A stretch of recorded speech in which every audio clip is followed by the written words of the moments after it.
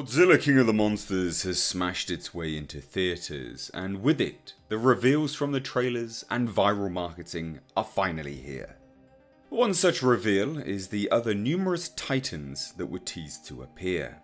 Although they had limited screen time, this opens up and expands the lore of the Monsterverse just that bit further, and today, I want to explore the titan known as Leviathan, or also dubbed Titanus Leviathan, which actually only featured very briefly on a screen in the Monarch base, although it was touched upon a little bit further in the movie's novelisation. Titanus Leviathan, as the movie is looking to build off of real-world legends, religions and folklore, the Leviathan name is likely a reference point to the biblical title. A Leviathan is a giant sea creature, which, more often than not, is interpreted as either a crocodile or a whale.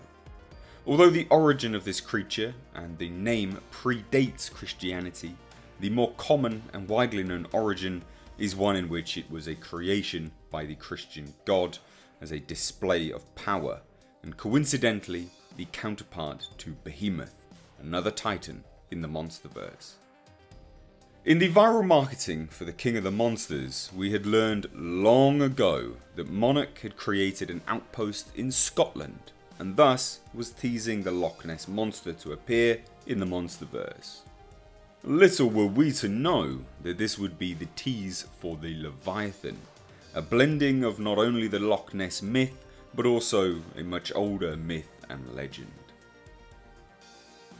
Now, although he didn't feature in the movie at all, Titanus Leviathan is actually touched upon in the movie's official novelisation, which details a monster that was found in Loch Ness, one that Monarch had been monitoring and one that had been in containment.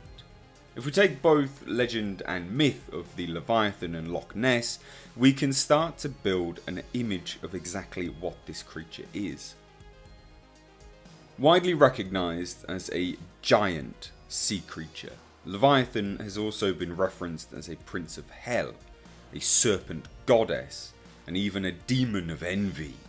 In Judaism, Leviathan is a female, a monster to dwell in the abysses of the ocean over the fountains of the waters. And as for the Loch Ness monster legend, Nessie is a world famous cryptid. Something so large and ancient it resembles no known animal of this day and age.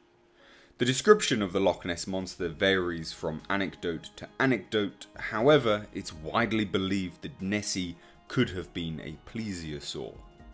Although the term Leviathan is much older than Loch Ness, if we run on the premise that Leviathan is the Loch Ness monster, we have a titan in the Monsterverse nearly as old as Godzilla himself, and one that has later come to call Loch Ness its home.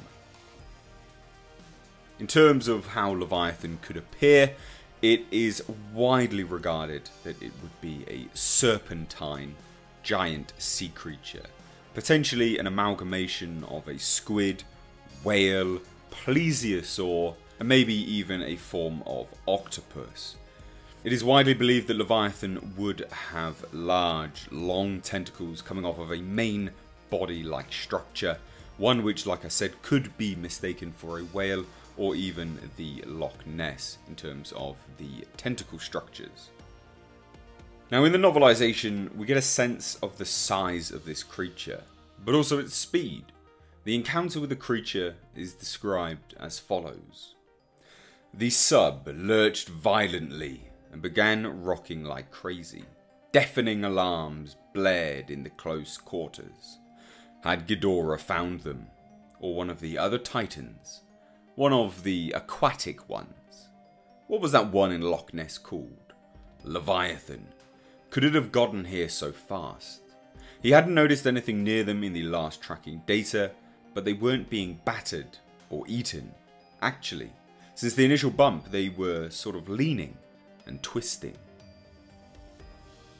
Leviathan had clearly heard Ghidorah's call and used the hollow earth as a method of travelling from the loch in Scotland that it calls its home to Boston, which coincidentally is actually part of the legend of the Loch Ness Monster, because it is widely believed that the loch itself has tunnels which run under the landmass and connect the large loch to the ocean, which explains the disappearance of the sea creature in more recent times. Another way that the Monsterverse and Legendary were really smart about building out the universe and establishing it firmly in real-world myth and legend. Something that the film expands upon, all but confirming the Hollow Earth theory that was posited in Kong Skull Island. Now, although it's clear that Leviathan heard Ghidorah's call, it isn't clear what Leviathan was attempting to do. Every other Titan became destructive, walking devastation. Leviathan didn't attack the submarine, or even attempt to destroy Scotland, which leads me to believe two possible theories. One, the Leviathan, when it heard Ghidorah's call to arms, was merely attempting to race to Ghidorah to save him from Godzilla. Backup, not stopping on the way to wreak any havoc and destruction. Hence, of course, the quick pace and near ignorance it had over humans in what it could largely consider its domain. Or two, the Leviathan heard Ghidorah's call, but was potentially heading there to challenge him, or even as backup for Godzilla.